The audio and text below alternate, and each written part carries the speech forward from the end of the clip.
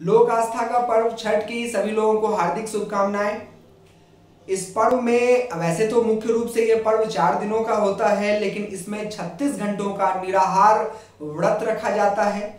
निराहार व्रत रखने का मतलब है ना कुछ खाना है और ना ही एक बूंद भी पानी का लेना है। अब इससे क्या बेनिफिट है? अब जब हम कुछ खाएंगे ही नहीं, कुछ पिएंगे ही नहीं, तो हमारा डाइजेस्टिव सिस्टम, हमारे पाचन क्रिया को बिल्कुल आराम मिल जाएगा और इससे क्या होगा, वो रिजेवनेट होगा, रिवाइव होगा और इससे हमारा डाइजेस्टिव सिस्टम बेटर परफॉर्म कर सकेगा।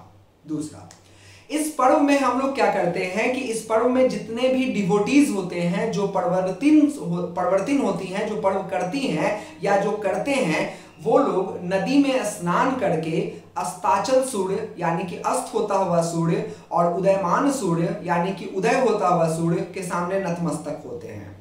अब चूंकि शरीर भीगा हुआ होता है और जब हम सूर्य को नमस्कार करते हैं तो उस समय जो सूर्य के रेडिएशंस आते हैं, सोलर एनर्जी आता है, उसका हमारे शरीर में बेटर इन्फ्यूजन होता है और इस बेटर इन्फ्यूजन की वजह से हमारे शरीर में एनर्जी का बेटर संचार होता है और इस वजह से हमारा फिजिकल जो डेवलपमेंट है, एक्टिविटी है, मेंटल एक्टिविटी है, वो इंप्रूव होता है। तो ये एक बेनिफिट है। अगला, अस्त होते हुए सूर्य और उदय होते हुए सूर्य, इन दोनों सूर्य से यूवी बी रेडिएशंस जो होती हैं वो मुख्य रूप से आती हैं। साथ ही साथ यूवी ए रेडिएशन तो खैर any time through out a day आते ही रहता है। अब यूवी जो होता है, यूवी सी नहीं आता है। जो भी लोग अगर कंफ्यूज हो रहे हो तो उनको मैं पहले क्लियर कर दूं कि यूवी सी को ओजोन जो है वो एब्जॉर्ब कर लेता है। यूवी ए का वेवलेंथ सबसे ज्यादा होता है, यूवी बी का वेवलेंथ उसकी तुलना में कम होता है और यूवी सी का वेवलेंथ काफी कम होता है। तो धरती पे यूवी ए तो थ्रू आउट आते ही रहता है। यूवी बी जो होता है वो उदय के समय और अस्त के समय मुख्य रूप से आता है। यूवी आने से क्या होता है, जब वो हमारे शरीर पे गिरेगा तो हमारे स्किन जो होता है ना, उस स्किन का जो तीसरा लेयर है वो हाइपोडर्मिस के नाम से जाना जाता है और वो कुछ और नहीं, व्हाइट फैट होता है। अब फैट है तो कोलेस्ट्रॉल का लेयर होता है और जब यूवी उसके ऊपर गिरता है तो यूवी के प्रेजेंस में वो कोलेस्ट्रॉल कन्वर्ट हो जाता है कैल्सीफेरोल में। कैल्सीफेरोल क्या है? विटामिन डी है और विटामिन डी का मात्रा हमारे शरीर में क्या होगा? बढ़ेगा। अब विटामिन डी का मात्रा अगर हमारे शरीर में बढ़ेगा तो मुख्य रूप से विटामिन डी 2 काम करता है। पहला, गैमिट के मोटिलिटी को बढ़ाता है, तो हम कह सकते हैं कि इंसान के फर्टिलिटी को बढ़ाता है। और दूसरा, यहां पे क्या होता है कि विटामिन डी कैल्शियम को एब्जॉर्ब करने में क्या करता है? मदद करता है, जिससे हड्डियां क्या होती हैं? मजबूत होती हैं। अब छठ पर्व किया क्यों जाता है? छठ पर्व इसलिए किया जाता है ताकि जो लोग पर्व कर रहे हैं उनकी बच्चों की जिंदगी हमेशा खुशहाल रहे, बच्चों को बीमारियां ना हो, बच्चों को ज्यादा मतलब उम्र मिल सके, उनकी उम्र बढ़े, लॉन्ग लिव्ड लाइफ मिले और साथ ही साथ जिनका वंश अभी आगे नहीं बढ़ पाया है उनको बच्चा हो सके। तो इन सब चीजों के लिए ये व्रत रखा जाता है। अब देखिए कि इसका साइंटिफिक क्या बेनिफिट है। फर्टिलिटी बढ़ेगा तो जाहिर सी बात है बच्चा होने की संभावना यहाँ पे क्या होगी? ज्यादा होगी। और वैसे भी कार्तिक के महीने को कहा भी जाता है कि ये फर्टिलिटी मंथ होता है। मतलब इस दौरान जो मौसम बदल रहा होता है, इस बदलते हुए मौसम में जब धूप में हम लोग ज्यादा देर तक रहते हैं तो विटामिन डी मिलने की जो चांसेस हैं वो हम लोगों के अंदर क्या होती हैं? बढ़ जाती हैं। साथ ही साथ विटामिन डी तो हमने बनवा लिया, लेकिन अब कैल्शियम एब्जॉर्ब करना है तो कैल्शियम खाएंगे तब तो कैल्शियम एब्जॉर्ब होगा।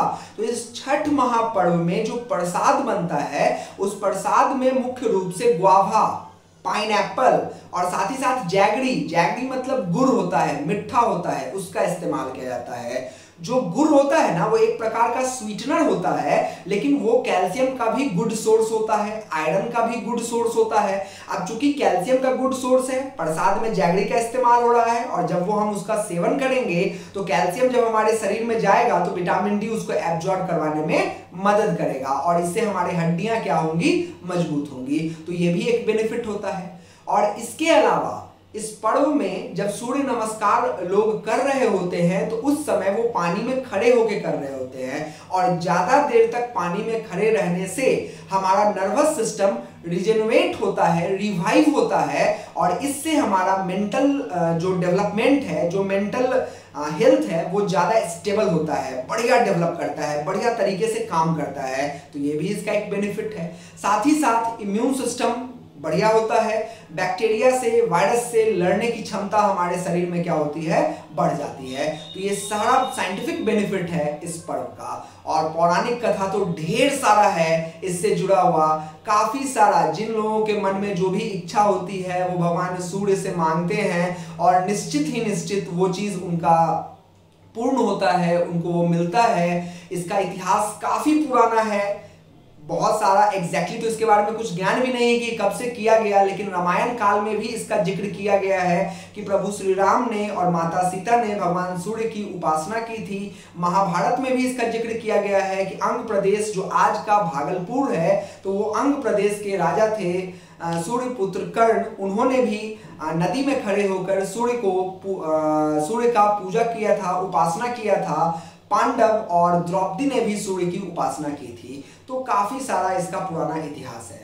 तो जो अभी मैंने बताया, these all were the scientific importance behind the महापर्व छठ। सभी लोगों को पुनः छठ यानी कि महापर्व छठ की हार्दिक शुभकामनाएं। धन्यवाद।